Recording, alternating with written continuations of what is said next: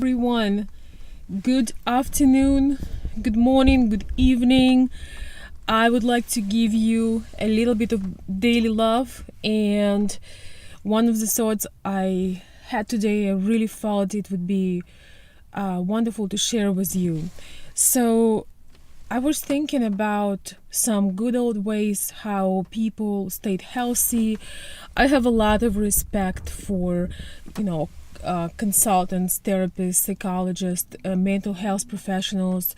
I think it's wonderful to have them, to have this available. But I feel that the need for mental health professionals and for that have been growing as people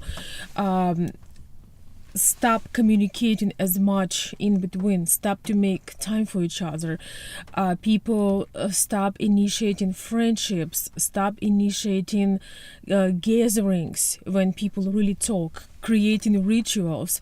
And one of the ways I felt happier today than I usually feel. I was preparing for something and I was asking myself, what is that about? And I realized I have a lunch today with two of my friends, and it feels so good to reconnect and talk. So this all planned, we planned it a week ahead, and I was the one who reached out. And I want to share one of the ways that in our cultures, in post-USSR cultures that I grew up, Slavic people, Ukrainian, Russian, Belarusian, all post-USSR, how we stayed pretty much mentally healthy is we stayed in a much closer connection with people. And I remember that our parents and people around us had friends, and I feel that it sounds obvious. Oh yes, have friends, sure, but the issue right now is that when you are a grown person, you have less opportunities. Sometimes you have to create a new friendship. You're not in school anymore. You're busy at work. You have family or you don't have family. Either way, sometimes it can get on your way to create new friendships. And friendships are crucial for our mental health and happiness for many, many reasons. And one of the major reasons for that is when we talk to people, we exchange feelings, we exchange thoughts, we exchange information, we exchange perspectives on things. Many of us do not a little bit lazy to journal, which is sometimes when you don't have a friend or you need to digest some things yourself. Is one of the exercise I recommend my consulting clients is to journal and write. It's called script therapy, and I think it is healthy, whether you have friends or not. You should always do that because it really helps you to get the mental clutter out of your head and see the perspective on things. And then when you see a friend, you are not as crazy. If something bad happened, for example, you're a little bit more organized in your thoughts. But it's also really very beneficial. It doesn't cost anything. Not everybody can also afford therapist or different mental health professionals. If you can, it's wonderful. It's never a bad thing. But there are some things that are just good and natural for our mental wellness. They are just nourishing, and regardless what stage in life you are, they are very beneficial, and they are mutually beneficial for people who are engaged in that. So today, as you probably understood, I'm talking about friendships and friends making us healthier.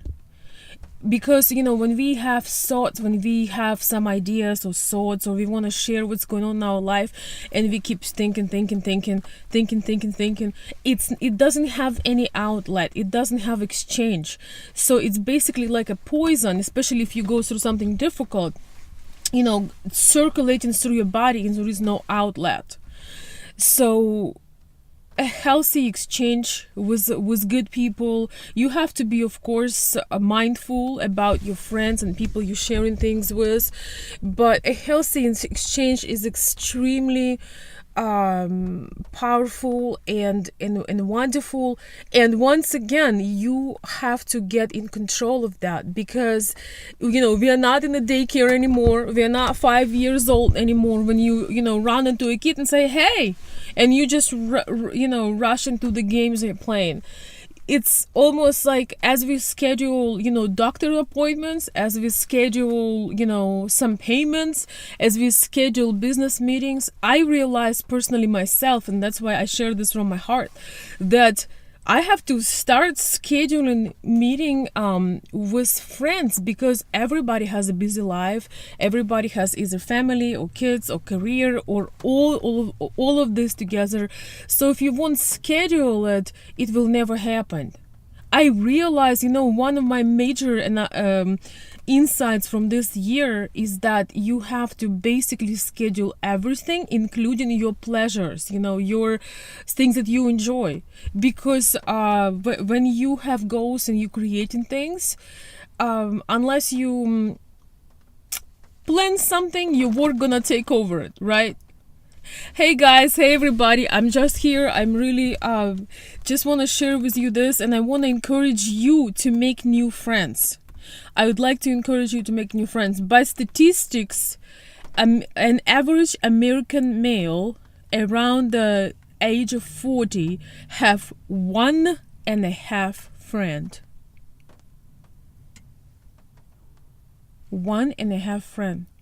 So some people have less than that. And for those who just joined, we're just talking about how friends, good friends, people we can relate to, people we can share things with, are making us it's a mutual beneficial exchange, making us happier. And you got to think about, of course, we got to think about being